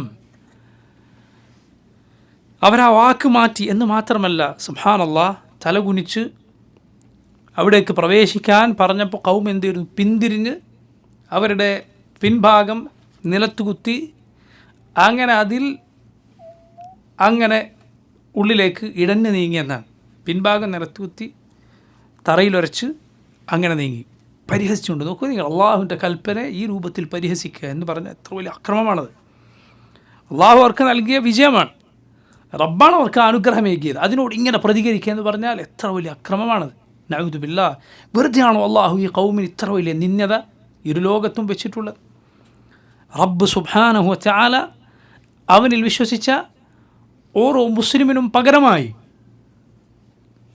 നരകത്തിൽ ഈ വിഭാഗങ്ങളെ ഓരോരുത്തർക്ക് പകരമായി പ്രവേശിപ്പിക്കുമെന്ന് ഹദീസുകളിൽ കാണാം. വെറുതെയാണോ ഇത്? സുബ്ഹാനല്ലാഹ്, എത്ര ഗുരുതരമായ വാക്കാണ്. തരിമ്പ് ഈമാനുള്ള, അള്ളാഹുൽ വിശ്വാസമുള്ള, അവൻ്റെ റസൂലുകൾ വിശ്വാസമുള്ള ഒരാൾക്ക് ഇങ്ങനെ ചെയ്യാൻ സാധിക്കും? ഇതാണ് ഖൗമിൻ്റെ ഉള്ളിലുള്ള കുഫർ. അത് കടുത്ത കുഫറാണ്. അങ്ങനത്തെ കുഫറാണ്. മൂസ അലൈഹിസ്സലാമിനോട് പറഞ്ഞത് നിങ്ങൾ കേട്ടിട്ടില്ലേ? ഇദ്ഹബ് അൻത വറബ്ബുക ഫഖാതില, നീ നിൻ്റെ റബ്ബും പോയി യുദ്ധം ചെയ്തോളൂ, ഞങ്ങളിവിടെ ഇരുന്നോളാം. ഇങ്ങനെ പറഞ്ഞ ആളുകൾ, അള്ളാഹുവിൻ്റെ നബിമാരെ കൊന്നുകളഞ്ഞവർ, അവർ പറഞ്ഞ വാക്കാണ് ഹെത്ത എന്ന് പറഞ്ഞാൽ ഹെന്ത. തലകുനിച്ച് പ്രവേശിക്കാൻ പറഞ്ഞപ്പോൾ പിന്തിരിഞ്ഞ് പിൻഭാഗം നിലത്തുരസി അങ്ങനെ കയറി, പരിഹസിച്ചുകൊണ്ട് അള്ളാഹുവിൻ്റെ കൽപ്പനകളെ മാറ്റം വരുത്തിക്കൊണ്ട്. യാ സുബ്ഹാനല്ലാഹ്, ഒരു മുഅ്മിനെ സംബന്ധിച്ചിടത്തോളം അവൻ അള്ളാഹുവിൽ വലിയ പ്രതീക്ഷ അർപ്പിക്കേണ്ടത് അവൻ്റെ ഈമാനാണെന്ന പാഠം നമുക്കിതിലുണ്ട്. മനസ്സിലായി? നിൻ്റെ ഏത് അമലിനേക്കാൾ അള്ളാഹുവിൽ നിനക്ക് പ്രതീക്ഷ ഏത് കാര്യത്തിൽ വേണം? നിൻ്റെ ഈമാനിൽ. സഹോദര, നീ നിന്നോട് ഒന്ന് പറഞ്ഞു നോക്ക്, ചിന്തിച്ച് നോക്ക്. അള്ളാഹു നിന്നോട് ഇങ്ങനെ ഒരു കൽപ്പന കൽപ്പിച്ചാൽ, റബ്ബ് പറഞ്ഞ വാക്ക് ഈ രൂപത്തിൽ മാറ്റി, റബ്ബ് പറഞ്ഞ പ്രവൃത്തി അത് പരിഹരിച്ചുകൊണ്ട് ഈ രൂപത്തിൽ ചെയ്യാൻ നിനക്ക് സാധിക്കുമോ? നീ ചിന്തിച്ചു നോക്കി, നിനക്ക് സാധിക്കുമോ? ഇല്ല എങ്കിൽ നീ പറയുക അൽഹംദുലില്ലാഹ്, ഇല്ല എങ്കിൽ നീ അള്ളാഹുവിനോട് തേടുക, റബ്ബേ ഞാൻ നിൻ്റെ വാക്കിൽ വിശ്വസിച്ചവനാണ്, നിൻ്റെ റസൂലിൽ വിശ്വസിച്ചവനാണ്, അതുകൊണ്ട് പുറത്തേറണേ. റബ്ബന ഇന്നന ആമന്ന ഫഗ്ഫിർ ലനാ ദുനൂബന. മുഅ്മിനീങ്ങളുടെ ദുആ, അള്ളാഹു ഞങ്ങൾ വിശ്വസിച്ചിരിക്കുന്നു, അതുകൊണ്ട് നീ ഞങ്ങൾക്ക് പുറത്തു തരണം. അതുകൊണ്ട് നമ്മുടെ വിശ്വാസം അള്ളാഹുവിൻ്റെ മഗ്ഫിറത്ത് പ്രതീക്ഷിക്കേണ്ട അമലാണ്. റബ്ബന ഇന്നന സമിഅന മുനാദിയൻ യുനാദി ലിൽ ഈമാനി അൻ ആമിനു ബിറബ്ബിക്കും ഫആമന്ന റബ്ബന ഫഗ്ഫിർ ലനാ ദുനൂബന വകഫിർ അന്നാ സയ്യിആതിന വതവഫന മഅൽ അബ്റാർ. അള്ളാഹുവെ നിന്നിൽ വിശ്വസിക്കാൻ വിളിക്കുന്ന ഒരാളുടെ വിളി കേട്ടപ്പോൾ ഞങ്ങൾ വിശ്വസിച്ചു, അതുകൊണ്ട് പുറത്തു തരണേ, തെറ്റുകൾ മായ്ച്ചു തരണേ, പുണ്യവാന്മാരുടെ കൂടെ മരിപ്പിക്കണേ. ഈമാൻ വെച്ചിട്ടാണ് ദുആ ചെയ്യുന്നത്. നമ്മുടെ ഒരു അമലും എന്തിനോളം വരികയില്ല, ഈമാനോളം വരികയില്ല. അത് വളരെ പ്രധാനപ്പെട്ട കാര്യം. സലഫുകളിൽ മുൻഗാമികളിൽ ചിലർ പറഞ്ഞത് കാണാം. ഖുർആനിൽ ഒരായത്തുണ്ട്, എന്ത് വഅഖ്സമു ബില്ലാഹി ജഹദ ഈമാനിഹിം ലാ യബ്അസുല്ലാഹു മൻ യമൂത്ത്. അവർക്ക് സാധിക്കാവുന്ന സത്യമൊക്കെ ചെയ്തിട്ട് പറഞ്ഞു, അള്ളാഹു മരിച്ചവരെ ജീവിപ്പിക്കുകയില്ല. സാധിക്കാവുന്ന സത്യമൊക്കെ അത്ര ബലത്തിൽ സത്യം ചെയ്ത് പറയണത്, അള്ളാഹു മരിച്ചവരെ ജീവിപ്പിക്കുന്ന പ്രശ്നമില്ല, പരലോകമെന്നൊന്നും സംഭവിക്കുകയില്ല. സലഫുകളിൽ ചിലർ പറഞ്ഞു, റബ്ബേ ഞാൻ ആവുന്ന എന്നെക്കൊണ്ട് സാധിക്കുന്ന സത്യമൊക്കെ ചെയ്തിട്ട് എന്ത് പറയുന്നവനാണ്, നീ മരിച്ചവരെ ജീവിപ്പിക്കുക തന്നെ ചെയ്യും, എനിക്ക് പുറത്തിറങ്ങണം റബ്ബേ. നോക്കൂ നിങ്ങൾ, നമ്മുടെ ഈമാൻ പോലെ നമുക്ക് പ്രതീക്ഷിക്കാവുന്ന മറ്റൊന്നുമില്ല. അതുകൊണ്ട് അത് ശരിക്കുറപ്പിക്കുക, അതിലാണ് വിജയം, അതിലാണ് വിജയം. അബൂബക്കർ സിദ്ദീഖ് അതുപോലെയുള്ള മുൻഗാമികൾ അവർ മുന്നിലെത്തിയത് അമലുകളെക്കാൾ എന്തുകൊണ്ടാണ്? ഈമാൻ കൊണ്ടാണ്. കണ്ണിൽ കാണുന്നത് പോലെ അള്ളാഹു പറഞ്ഞത് അവൻ്റെ റസൂൽ സ്വല്ലല്ലാഹു അലൈഹി വസല്ലം പറഞ്ഞ് അവർ വിശ്വസിച്ചു. കണ്ണിൽ കണ്ടതുപോലെ അവർക്കതിൽ വിശ്വാസമാണ്, ഇതിൽ യാതൊരു സംശയവുമില്ല. അതുകൊണ്ട് അത് പരിപോഷിപ്പിക്കുക. യഥാർത്ഥത്തിൽ അമലുകളുടെ ലക്ഷ്യങ്ങളിലൊന്നാണത് ഈമാൻ വർദ്ധിപ്പിക്കുക എന്നുള്ളത്. അമലുകൾ ഈമാൻ്റെ ഭാഗമാണത്, യാതൊരു സംശയവുമില്ല. ഈമാൻ്റെ ഭാഗമാണ് അമലില്ലാതെ ഈമാനില്ല. ഈമാനിൻ്റെ പൂർത്തീകരണമല്ല അമൽ, മറിച്ച് ഈമാനിൻ്റെ ഭാഗം തന്നെയാണ് അമൽ, പ്രവർത്തനമുണ്ടെങ്കിലേ ഈമാൻ ഉള്ളൂ, അത് യാതൊരു സംശയവുമില്ല. പക്ഷെ നോക്കൂ, നമ്മുടെ ഈമാൻ, അത് നമ്മുടെ വിശ്വാസമുണ്ടല്ലോ, നമ്മുടെ തസ്ദീഖ് ഉണ്ടല്ലോ, സത്യപ്പെടുത്തുക എന്നത്, കൽബിൽ സത്യപ്പെടുത്തുക എന്നത്, അത് നമ്മൾ ഏറ്റവും വലിയ നമുക്ക് റബ്ബിൻ്റെ മുന്നിലുള്ള പ്രതീക്ഷയായി വെക്കുക, അത് ഏറ്റവും വലുതായി കാണുക. അതുകൊണ്ട് അതിന് പോറലേൽപ്പിക്കുന്ന കാര്യത്തെ വളരെ സൂക്ഷിക്കുക. ഈമാനിൽ കേടുവരുത്തുന്ന എന്തെങ്കിലും വർത്തമാനങ്ങൾ, പിഴച്ച ആളുകളുടെ സംസാരങ്ങൾ, അങ്ങനെയുള്ള കാര്യങ്ങൾ, അതിന് പിന്നാലെ ഒരിക്കലും പോകാതിരിക്കുക. കാരണം ഇത് പോയാൽ എല്ലാം പോയി. ഉള്ളിലുള്ള ഈമാൻ എന്തെങ്കിലും പ്രശ്നം സംഭവിച്ചാൽ എല്ലാം പോയിരിക്കുന്നു. മനസ്സിലായില്ലേ? അമലുകൾ അതിനേക്കാൾ പ്രധാനം ഈ പറഞ്ഞ കാര്യമാണെന്ന് മനസ്സിലാക്കുക. നോക്കൂ, അല്ലാഹു റബ്ബുൽ ആലമീൻ അവർക്ക് ശിക്ഷയായി നൽകി. റബ്ബ് പറഞ്ഞു, ഫഅൻസൽന അലൽ ലദീന ളലമു റിജ്സൻ മിനസ് സമാ. ഫഅൻസൽന, അങ്ങനെ നാം ഇറക്കി, അലൽ ലദീന ളലമു, ആക്രമികൾക്ക് മേൽ, റിജ്സൻ മിനസ് സമാ, മുകളിൽ നിന്നൊരു ശിക്ഷ, ബിമാ കാനു യഫ്സുഖൂൻ, അവർ ആ അതിക്രമം പ്രവർത്തിച്ചത് കാരണത്താൽ, ഫിസ്ഖ് പ്രവർത്തിച്ചത് കാരണത്താൽ. ഫിസ്ഖ് എന്നത് അത് രണ്ടിനമുണ്ട്, കുഫ്ർ പോലെ, ദുൽമു പോലെ. ഫിസ്ഖുൻ അക്ബർ, ഫിസ്ഖുൻ അസ്ഗർ. ഫിസ്ഖുൻ അക്ബർ എന്ന് പറയുന്നത് കുഫ്ർ തന്നെയാണ്. ഇപ്പോൾ നോക്കൂ, അവർക്ക് മേൽ റിജ്സ് നാം ഇറക്കിയുണ്ട്. എന്തായിരുന്നു അള്ളാഹു അവർക്ക് മേൽ ഇറക്കിയ റിജ്സ്? ചില മുഫസ്സിറുകൾ അത് താഊനായിരുന്നു, പ്ലേഗ് രോഗമായിരുന്നു എന്ന് പറഞ്ഞത് കാണാം. പ്ലേഗ് രോഗം യഥാർത്ഥത്തിൽ അതിൻ്റെ തുടക്കം അള്ളാഹു ആളുകളുടെ തിന്മകൾക്ക് അവർക്കുള്ള ശിക്ഷയായി ഇറക്കിയതാണ്. അത് ഹദീസുകൾ വന്നതാണ്, സല്ലല്ലാഹു അലൈഹി വസല്ലം പറഞ്ഞതാണ്. പ്ലേഗ് രോഗം എന്ന് പറയുന്നത്, താഊൻ എന്നത്, അത് അള്ളാഹു പഴയ കാലത്ത് ആളുകളുടെ തിന്മകൾക്ക് ശിക്ഷയായി ഇറക്കിയതാണ്. ഇതിൻ്റെ തുടക്കം അതാണ്. എല്ലായ്പ്പോഴും അത് പാപികൾക്ക് മാത്രമേ വരികയുള്ളൂ എന്ന് പറയാൻ സാധിക്കില്ല. കാരണം ധാരാളം സഹാബത്ത് ഇത് വന്ന് മരണപ്പെട്ടിട്ടുണ്ട്. താഊൻ അംവാസ് എന്ന പേരിൽ സഹാബത്തിൻ്റെ കാലത്ത് ഒരു പ്ലേഗ് രോഗം ഷാമിൽ പടർന്നു പിടിച്ചു. വലിയ സഹാബിമാർ, മുആദ് ബിൻ ജബൽ റളിയല്ലാഹു അൻഹു പോലെയുള്ള സഹാബിമാർ അത് വന്നാണ് മരണപ്പെട്ടത്. അത് ഷഹാദത്താണ് അവർക്ക്, അത് രക്തസാക്ഷ്യമാണ്. താഊൻ എന്നത് എല്ലാ പകർച്ചവ്യാധിക്കും ഉള്ള പേരല്ല. പൊതുവെ പകർച്ചവ്യാധിക്ക് അത് പറയാറുണ്ട്, പക്ഷേ ഹദീസുകൾ വന്നത് പ്രത്യേകം ഈ താഊനാണ്. അത് ഒരു പ്രത്യേക രോഗമാണ്, പ്ലേഗ് രോഗമാണ്. അത് വന്നാൽ അതിൻ്റെ അടയാളമായി ശരീരത്തിൽ പ്രത്യേക നിറത്തിൽ ഒരടയാളം ഇങ്ങനെ വന്നു കൊടുക്കും. അത് വന്നാൽ ആളുകൾക്ക് മനസ്സിലാവും ഇത് പ്ലേഗാണ് എന്നത്. സഹാബത്തിൽ ചിലർ അത് ഷഹാദത്താണ് എന്നതുകൊണ്ട് മുആദ് റളിയല്ലാഹു അൻഹു പോലുള്ളവർ അത് വന്നപ്പോൾ സന്തോഷിച്ചിരുന്നു. മനസ്സിലായില്ലേ? നമ്മൾ രോഗം പ്രതീക്ഷിക്കുകയോ അത് കാത്തിരിക്കുകയോ ചെയ്യണം എന്നല്ല ഈ പറയുന്നത്. പക്ഷേ വന്നു കഴിഞ്ഞപ്പോൾ അതിൽ വിലപിച്ച് നിൽക്കാതെ മുആദ് റളിയല്ലാഹുവിനെ പോലെയുള്ളവർ അതിൽ സന്തോഷിച്ചിരുന്നതാണ്. അദ്ദേഹത്തിൻ്റെ കയ്യിൽ അത് പ്രത്യക്ഷപ്പെട്ടപ്പോൾ ചരിത്രത്തിൽ കാണാം, അദ്ദേഹം അത് ചുംബിച്ചു എന്ന്. ഷഹാദത്ത് ആണ് എന്ന നിലക്ക്, ഇതെനിക്ക് രക്തസാക്ഷ്യമാണ് എന്ന നിലക്ക്. മുആദ് റളിയല്ലാഹു 35 വയസ്സിൽ താഴെ പ്രായമുള്ളപ്പോൾ താഊൻ വന്നിട്ടാണ് മരണപ്പെട്ടത്. പക്ഷെ ആ രോഗത്തിൻ്റെ തുടക്കം അത് അള്ളാഹു ആദ്യം അവതരിപ്പിച്ചത് ആളുകൾക്ക് അവരുടെ തിന്മക്കുള്ള ശിക്ഷയായിക്കൊണ്ടാണ് എന്ന് ഹദീസുകളിൽ കാണാം. ഈ ഖൗമിന് അള്ളാഹു അത് ആ താഊനായിരുന്നു ശിക്ഷയായി ഇറക്കിയത് എന്ന് ചില മുഫസ്സിറുകൾ പറഞ്ഞത് കാണാം. അല്ലാഹു തആല അലം. നോക്കൂ, ഇസ്രായേലരുടെ ഈ ധിക്കാരവും തിന്മയുമെല്ലാം അള്ളാഹു നമ്മെ ഓർമ്മപ്പെടുത്തുന്നതിലുള്ള പ്രധാനപ്പെട്ട ഒരു കാരണം അവരുടെ വഴി സ്വീകരിക്കാതിരിക്കാനാണ്, അവരുടെ വഴിയിലേക്ക് പോകാതിരിക്കാനാണ്. ഈ ഉമ്മത്തിലെ ഏത് ബിദ്അത്തിൻ്റെ കക്ഷിക്കും ഒന്നുകിൽ യഹൂദികളോട് അല്ലെങ്കിൽ നസ്രാനികളോട് സാദൃശ്യം കാണാം. റബ്ബ് ആ രണ്ട് കൂട്ടരുടെ വഴിയിൽ നിന്ന് കാവൽ തേടാൻ നമ്മളോട് പറഞ്ഞത് വെറുതെ അല്ല. ഈ ഉമ്മത്തിൽ വഴി പിഴച്ചുപോയ ഏത് കക്ഷിയെ നിങ്ങൾ നോക്കിയാലും ഒന്നുകിൽ ഇവരോട് അല്ലെങ്കിൽ അവരോട് സാദൃശ്യം നമുക്ക് കാണാം, ഏതെങ്കിലും ഒരു നിലക്ക് സാദൃശ്യം കാണാം. അള്ളാഹുവിൻ്റെ കലിമത്തുകൾ മാറ്റിമറിക്കുക, അള്ളാഹുവിൻ്റെ പേരിൽ അറിവില്ലാത്തത് പറയുക, സൃഷ്ടികളെ അവരുടെ സ്ഥാനത്തിന് മുകളിലേക്ക് ഉയർത്തുക, ഇങ്ങനെ ഏതേത് ബിദ്അത്തുകൾ എടുത്തു നോക്കിയാൽ നമുക്ക് യഹൂദ നസ്രാനികളോട് അതിൽ സാദൃശ്യം കാണാം. അള്ളാഹു സുബ്ഹാനഹു വതആല ഖുർആനിലെ മഹത്തരമായ പാഠങ്ങൾ ഉൾക്കൊള്ളുന്ന സിറാത്തുൽ മുസ്തഖീമിൽ ജീവിച്ചു മരിക്കുന്ന മഹാഭാഗ്യവാന്മാരിൽ നമ്മെ ഉൾപ്പെടുത്തുമാറാകട്ടെ.